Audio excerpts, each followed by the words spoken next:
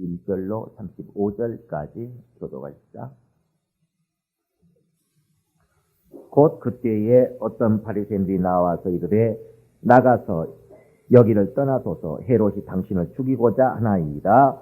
가라사에 가서 저 요에게 이르되 오늘과 내일 내가 귀신을 쫓아내며 병을 낫게 하다가 제3일에는 완전하여지리라 하라. 그러나 오늘과 내일과 모레는 내가 내 갈 길을 가야 하리니 선지자가 예루살렘 밖에서 죽는 법이 없느니라. 예루살렘아 예루살렘아 선지자들을 죽이고 내게 파송된 자들을 돌로 치는 자여 암탉이 제 새끼를 날개 아래 모음같이 내가 너희의 자녀를 모으려 한 일이 몇 번이냐. 그러나 너희가 원치 아니하였도다. 보라 너희 집이 황폐하여 버림받으리라. 내가 너희에게 이르노니 너희가 주의 이름으로 오시는 일을 찬송하리로다 할 때까지는 나를 보지 못하리라 하시니라. 아멘. 예루살렘 안에서 죽는 예수, 설교 제목부터 설교 요약을 우리 다시 한 목소리로 한번 읽읍시다. 다시 시작. 예루살렘 안에서 죽는 예수. 하나님은 하늘에 계신다. 그가 태초에 선과 지혜를 지으셨으니 이는 생명을 역사하시기에 합당한 자와 불합한 자를 가리십니다. 하나님은 예수 그리스도를 이스라엘의 잃어버린 자들에게 보내셨으니 곧 오직 하나님으로 살려는 자들에게 그 길과 능력을 역사하십니다. 선지자가 예루살렘 밖에서 죽는 법이 없나니 진리는 율법을 온전케 함으로 반드시 생명을 얻게 하는 법이 됩니다. 그러므로 하나님은 긍휼히 여길 만한 자를 긍휼히 여기시나니 우리에게 은혜를 베풀고자 하실 때에 겸손한 모습으로 그의 이름을 불러야 한다. 하나님이 수없이 생명의 기회를 주시나 사람이 언제까지 완악할 수는 없는 일이다. 마귀가 하나님의 원수가 되면 하나님으로부터 생명을 얻지 못함이로이니 생명 없는 성도는 예수의 원수가 된다. 하나님은 생명 얻기를 힘쓰는 자를 도우시나니 생명 주는 일에 헛수고하지 아니하십니다. 진실로 생명 얻기를 구하는 자마다 지난날의 허송세월이 족한 줄을 알고 하나님이 보내신 일을 영접해야 한다. 예수 제자는 건축자의 고린도를 겸손히 붙들음으로 생명의 길과 능을 얻는 자이다. 아멘. 하나님은 하늘에 계신다. 우리 세 번 합시다. 시작. 하나님은 하늘에 계신다. 하나님은 하늘에 계신다. 하나님은 하늘에 계신다. 하나님은 하늘에 계시는 하나님이십니다. 우리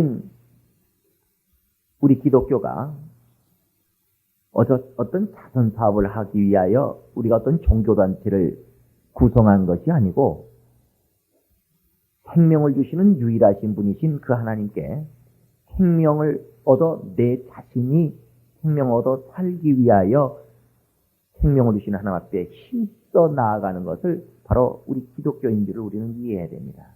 내가 살기 위하여. 시작. 그래 하나님이 우리를 영혼과 육체로 지으신 거로 우리가 육체에 필요한 생명을 얻는 것을 우리가 스스로 이것을 얻을 수 있다 여기지 아니하고 오직 하나님이 우리 육체에 생명 얻고자 하는 이 모든 일을 도와주셔야지만이 생명 얻을 수 있다. 그래서 육체가 살게 하여 우리가 힘쓰고 수고하고 노력도 하지만 그것만으로 스스로 내 힘만으로 살 수 있다고 여기지 아니하고 하나님의 도우심을 구하여 나아가는 것이 우리 기독교예요. 또 이 세상의 어떤 방법으로도 내 영혼에 생명을 얻고 내 자손들의 영혼에 생명을 줄 수 있는 방법이 없음을 알아. 우리가 하나님 앞에 나아가 우리 영혼에 생명 얻을 수 있는 그 방법을 우리가 얻어 깨닫고 또 하나님의 도우심으로 말미암아 성령의 지원하심을 통하여 우리가 우리 영혼의 생명을 얻기를 소망하는 마음으로 힘써 신앙생활하는 것이 우리 기독교입니다. 이같이 우리가 하나님 앞에 나아가는 이 모든 것이 분명한 생명을 얻고자 하는 분명한 목적을 가지고 우리가 하나님 앞에 나아갈 때 우리가 반드시 깨달아야 될 것은 하나님은 하늘에서만 계시고 하나님은 하늘에서만 역사하신다는 것입니다. 하나님께서 창세기에 보면 창세 때 하나님께서 그가 하늘과 땅을 지으시고 모든 세계와 모든 만물을 지으신 것은 하나님이 역사하신 것입니다. 하나님께서 수고하셔서 이와 같이 그가 무엇인가를 일하실 때 그가 일하신 것은 아무 뜻 없이 일하신 것이 아니고요. 생명에 관한 뭔가 하나님이 생명에 관한 일을, 생명 주는 일, 시작. 생명 주는 이 일을 하시기 위하여 그가 모든 세계와 만물을 창조하신 것입니다.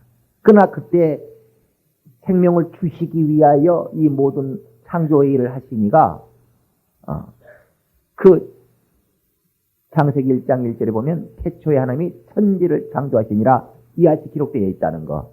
이걸 우리는 잘 이해해야 됩니다. 하나님은 천과 지를 지으셨다. 시작.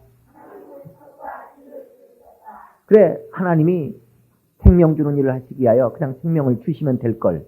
그분이 생명 주는 일을 하기 위한 어떤 세계, 공간을 지으실 때 천이라고 하는 어떤 영적인 공간과 지라고 하는 어떤 영적인 공간을 함께 지어 놓으셨다는 것은 우리가 대단히 주의하여 이해해야 될 부분입니다. 예수께서 마태복음 6장에 너희는 이렇게 기도하라 하시면서 기도하는 법을 우리에게 가르치실 때도 누구에게 기도하라 그래요? 하늘에 계신 우리 아버지여. 시작. 그러니까 우리 기도의 생명으로 응답해 주실 수 있는 분은 어디에 계시다고요? 하늘에 계시다. 그래, 그 하나님은 하늘에만 계시고 그러하신 이가 태초에 천과 지라는 어떤 공간을 지으셨다는 것은 천이라고 하는 공간에 거하기에 합당한 자를 천이라는 공간에 두시고요. 지라고 하는 공간에 거하기에 합당한 자는 지라고 하는 공간에 두신다는 것입니다. 그래서 우리가 지옥이다라고 말을 하는데 그 지옥은 바로 지라고 하는 공간을 말하는 건데요. 거긴 생명을 받기에 합당한 자가 있을까요? 불합한 자가 있을까요? 생명을 받기에 불합한 자가 있다. 그들에게 생명을 주시는 일을 하시는 하나님, 생명 주시기를 기뻐하시는 하나님이라 할지라도 그들에겐 생명을 주실 수도 없고 주시도 아니하시고 주실 계획도 없다는 것입니다. 그러니까 생명을 주시기를 기뻐하시고 생명 주는 일을 하시는 하나님이 모든 자에게 생명을 주지 아니하신다고 하는 것을 창세기 1장 1절을 보면 하나님이 천을 지으실 때 왜 천만 지으시지 왜 지를 지으셨을까? 천이라고 하는 하늘이라고 하는 공간에 계신 하나님께서 하늘이라는 공간만 지으셔가지고 하늘의 모든 존재를 두시고 그들에게 생명을 역사하시면 될 텐데 생명을 받기 합당치 못한 어떤 존재들이 거할 수밖에 없는 지라고 하는 공간을 뭐 때문에 만드셔서 두셨을까? 바로 이아시 하나님이 천이라는 공간과 함께 지라고 하는 공간을 지으신 것은 생명을 주시기를 기뻐하시는 하나님이 생명을 안 주시기를 작정하는 자들도 있다는 것입니다. 그러니까 사도행전에 말하기를 믿음은 모든 자의 것이 아니라고 말한 것처럼 하나님은 생명을 주시되 그분이 사랑이 많으시니까 그분이 긍휼이 많으시니까 병든 자는 다 고쳐주는 것이 아니라는 겁니다. 물질의 고통받고 있는 자는 다 물질 문제를 다 해결해 주는 것이 아니라는 겁니다. 영혼의 생명을 얻어야 될 영적 존재들에게 생명을 다 주시는 것이 아니시다. 어떤 자에게는 생명을 주시고 어떤 자에게는 생명을 주지 아니하시는 하나님이시라는 것입니다. 그러므로 내가 생명을 필요로 한다고 해서 그냥 하나님이 나에게 생명 주실 것이다. 내가 당연히 이렇게 생명이 없어도 고통받고 있고 내가 이같이 생명이 없어서 죽어가고 있는데 왜 하나님이 나에게 생명을 주지 않는가? 라고 그가 원망할지라도 부모가 나를 낳아놨으면 그저 나를 사랑해야지 왜 사랑하지 않는가? 이걸 원망할지라도 부모가 내 자식이라 할지라도 사랑할 만한 자는 사랑하지만 도저히 사랑을 할 수 없는 자에게는 사랑하지 못하고 하나님이 생명 주시기를 기뻐하시고 생명을 주시는 하나님이라 할지라도 그가 지어놓은 모든 피조물들에게 그 피조물이 생명을 받기에 합당하면 생명을 주시지만 그 하나님이 생명을 받기에 합당치 않으면 생명을 주실 수도 없고 주시지도 아니하시는 그런 하나님이라는 것을 우리는 창세기 1장 1절에 하나님이 천과 함께 지라는 장소를 지으셨다는 것을 통하여 우리는 깨달아야 됩니다. 그러므로 하나님은 생명을 역사하실 때 그 생명 얻기에 합당한 자와 불합한 자를 가리신다 해. 그러므로 우리는 하나님 앞에 올 1년을 이아지 살아가면서 어떤 자는 이 한 해 동안에 과연 하나님으로부터 생명을 얻은 거룩한 기쁨이 넘치는 자도 있을 것이고 1년이라는 시간을 하나님 앞에 신앙생활 한다고 했으면서도 과연 올 1년 동안 내가 하나님 앞에 어떤 생명의 증거를 얻었는가, 어떤 하나님 앞에 생명의 역사를 받았는가 할 정도로 싶을 정도로 생명을 얻은 어떤 기억이 나지 아니한 자도 있을 것입니다.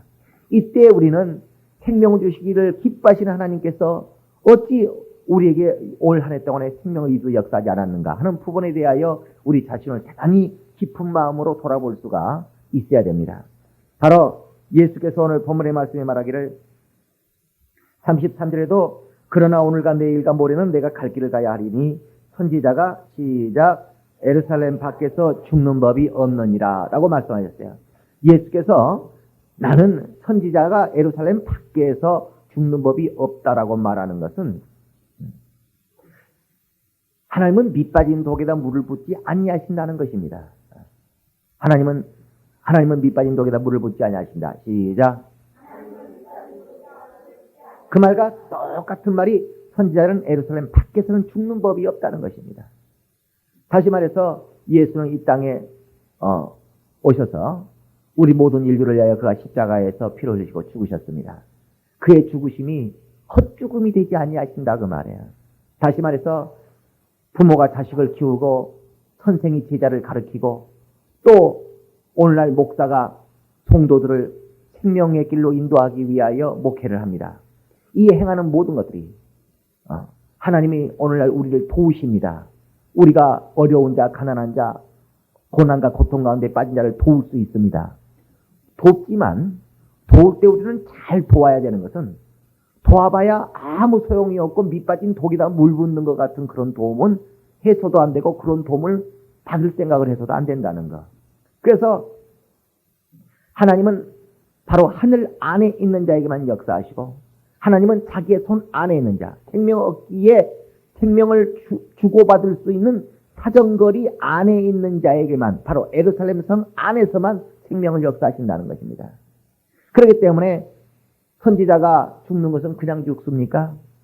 여자가 자식 하나를 낳을 때 정말 자기가 모든 몸에서 피를 쏟아서 그 손돌에다가 신발을 벗어놓고 고무신을 벗어놓고 애를 낳으러 방으로 들어가면서 내가 과연 이 아이를 낳고서 저 신발을 다시 신을 수 있을 것이냐 없을 것이냐를 굉장히 그 마음속에 생각하면서 애를 낳으러 방 안에 들어갈 정도로 정말 생명 하나를 출산한다고 하는 것은 자기가 죽어야 된다. 피를 쏟으면서 죽을 줄도 모르는 그런 위험함을 감당해야 되고 예수께서 우리를 구원하실 때 그저 우리를 구원하신 것이 아니라 예수께서 죽으심으로 우리를 구원했다. 바로 이것이 진리입니다. 진리는 내가 죽어 이웃을 살리는 자. 시작. 반드시 이웃에게 생명을 줄 수 있는 유일한 방법은 그저 줄만 해서 도와주는 것이 아니라 금식이다.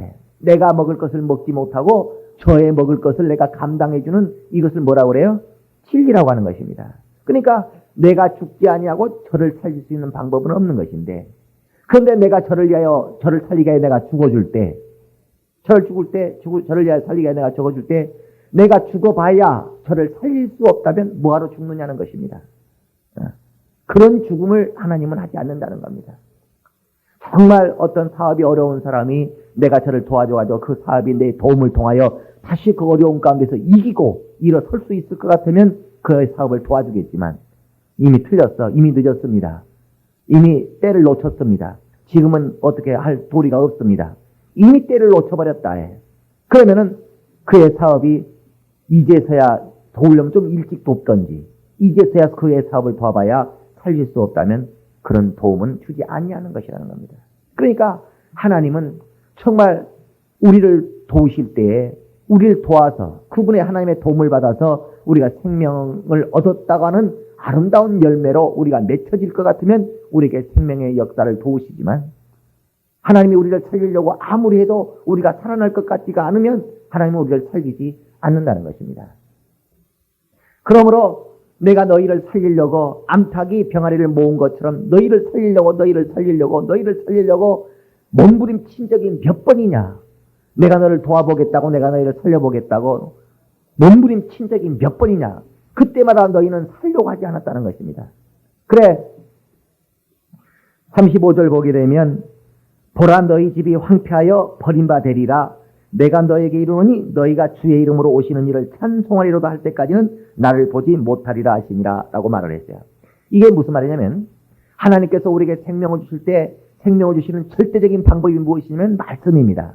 그게 요한복음 3장 16절에도 하나님이 세상을 이처럼 사랑하사 독생자를 주셨으니라고 말하는 것은 바로 말씀이신 하나님이 요한복음 1장 14절에 말한 것처럼 말씀이 육시되어 우리 가운데 거하셨다고 말한 것처럼 하나님께서 우리에게 생명을 주시기 위하여 무엇을 보내주셨다고요? 말씀을 보내주셨다. 그런데 그 말씀을 가지고 오신 예수가 목수의 아들로 왔다고 하는 것 때문에 율법을 가지고 온 모세가 그가 왕자였던 시절에 하나님의 율법의 말씀을 가지고 왔더라면 많은 사람이 이걸 받아들였을 것입니다. 아주 기꺼이 영접했을 것입니다. 그러나 모세가 율법을 하나님으로부터 받아왔을 때는 40살쯤 되었을 때 그가 살인을 했던 살인자요. 미디안 강에서 양을 치던 80대 노인이 돼가지고 하나님의 율법을 가지고 왔거든요. 그러니까 그들이 하나님은 영접하고 하나님의 말씀은 영접할지라도 그 살인자요 양치기인 모세가 그 말씀을 전하니까 그들이 마치 그 말씀을 가지고 온 모세를 우습게 여겼다 해. 예수께서 진리란 말씀을 가지고 오실 때에 그가 왕으로 오셨더라면 그가 왕이 되어 오신 예수께서 전하시는 말씀을 거절할 자가 누가 있겠습니까? 그러나 사람들의 눈에 하나님께서 우도적으로 예수를 하나님의 아들로 보이도록 해서 진리란 말씀을 전하도록 하신 것이 아니라 바로 목수의 아들이요 요셉의 아들로 사람들의 눈에는 그렇게 보이도록 만들어 놓고서 하나님의 말씀을 전하도록 했다 해.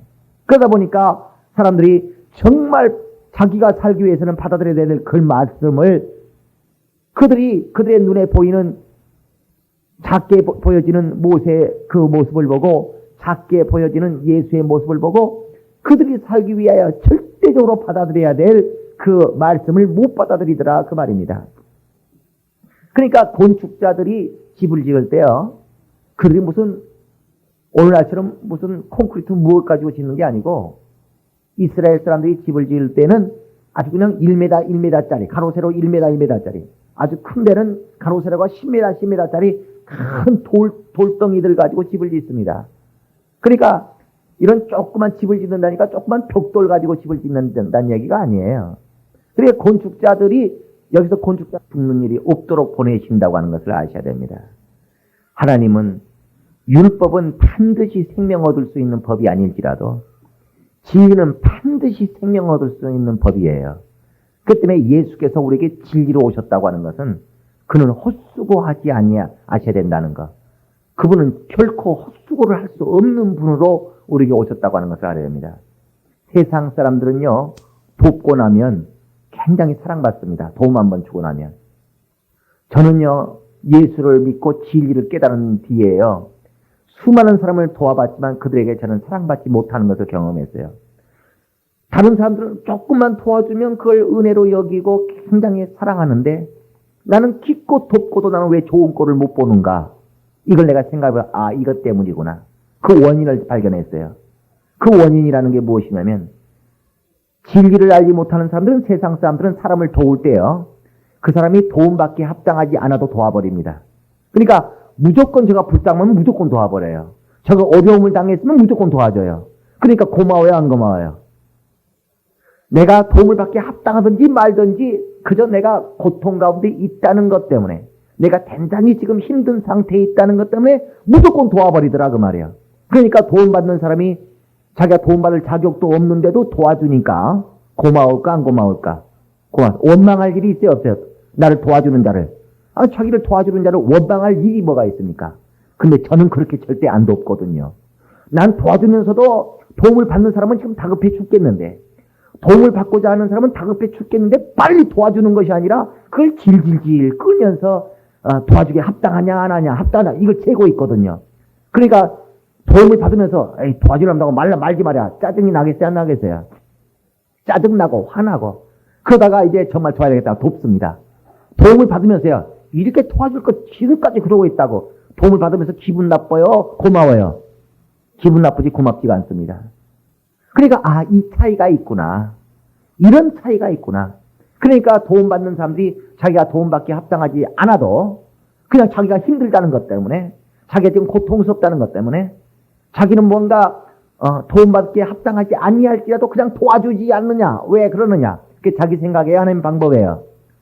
그렇죠. 하는 방법은 내던져놓고 자기 생각, 자기 입맛대로만 도움을 받으려고 한다. 이게 세상적인 방법이에요. 그러니까 세상 사람들도 누구를 돕습니다. 진리의 사람들도 누구를 도와요. 근데 돕는 방법이 틀리다 보니까 세상 사람들은 돕고도 좋은 소리를 듣는데 진리의 사람들은 누굴 도와주고도 좋은 소리를 듣지를 못하도록 돼 있다는 거. 이게 참 묘하더라 그 말이에요. 그러니까 이 차이가 있구나. 왜 어떤 사람이 나한테 얘기를 해줘요. 목사님은 도우셔도 꼭 그런 식으로 도우시니까 도움받는 사람들이 자꾸 뒤에서 배은망덕 하고, 목사님은 도우셔도 꼭 그런 식으로 도우시니까 도움받는 사람이 그렇게 고마워하지 않는다는 거야. 그럼 다른 사람들은 어떻게 돕고 나는 어떻게 돕느냐고. 다른 사람들은 그냥 돕는다는 거야. 근데 목사님 그걸 도울 때 따지신다는 거야. 따지신다는 거야. 도울 때. 그냥 좀 도와주지 않고서 따지면서 도와준다는 거야. 이게 돈받기 합당한 사람이냐, 정말 도와줘서는 안 될 사람이냐. 그러니까 그 사람이 속 불쾌하다 그 말이야. 자기가 판단받는다는 것 때문에. 그래 자기가 죽게 되어 있는 판국에서도 자기가 지금 발등에 불이 떠져 있고 자기가 이 도움을 받으면 안 될 정도로 다급한 상황에 있으면서도 그 사람 마음이 겸손해요, 교만해요? 교만하다 해요. 도와주려면 빨리 도와주지 마라. 나를 갖다가 도움 받을 만한가 뭐한가 판단이나 하고 앉아있다고. 그러니까 지금 도움을 받아야 될 상황에 있으면서도 대단히 그가 교만한 것입니다. 그러다 보니까 불쾌해요. 하나님은 그가 겸손해지기를 기다리는 것입니다. 정말 도움을 받을 자가 겸손한 마음으로 도움받기를 원하지, 그가 도움받아야 될 어떤 상황에 처해 있다고 해서 교만한 마음으로 도움을 받는 것을 하나님은 용납을 안 해버리신다 그 말이에요. 그러니까 내가 하나님을 너무 깊이 알고 있구나. 내가 하나님이 하시는 방법에 너무나 내 몸에 젖어 있구나. 그러다 보니까 돕는 것도 그냥 적당히 세상 사람들처럼 그저 불쌍하면 도와버리고 사람들은 그렇게 돕더라 그 말이에요. 용서를 해도 그냥 저가 용서받을 자세가 없어도 그냥 용서해버려. 자기가 마음이 넓기 때문에 용서 안 되나? 하나님이 마음이 좁아서 우리를 용서 안 하는 게 아닙니다. 우리가 용서받을 만하지 않기 때문에, 우리를 용서하실 만하지 않기 때문에 하나님이 용서 안 하시는 것이지, 그분이 마음이 좁아서 용서 안 하는 게 아니에요. 그런데 아주 세상 사람들은 저가 용서받으려고 하든지 말든지, 저를 용서할 만 하든지 말든지 그냥 용서하거든요. 그냥 내가 용서하기로 했어. 자기가 그냥 용서해버린다 해. 용서받는 자가 용서받을 만 하든지 말든지. 그러나 하나님은 그렇게 하지 아니하시고 긍휼을 베풀 만한 자에게는 긍휼을 베풀지만 긍휼을 베풀 만하지 않으면 긍휼을 안 베풀어 버린다는 겁니다. 정말 도와줄 만한 자에게는 돕지만 도와줄 만하지 않으면 안 도와버린다는 겁니다. 바로 성경은 선지자가 예루살렘 성 밖에서는 결코 죽는 일이 없다고 말을 한다 해. 절대 도와줄 만하지 않는 자에게는 돕는 일이 없는 것이 하나님이시여, 긍휼히 여길 만하지 않는 자에게는 긍휼히 여기지 아니하시는 것이 하나님이요, 하나님은 헛수고하지 않는다 해.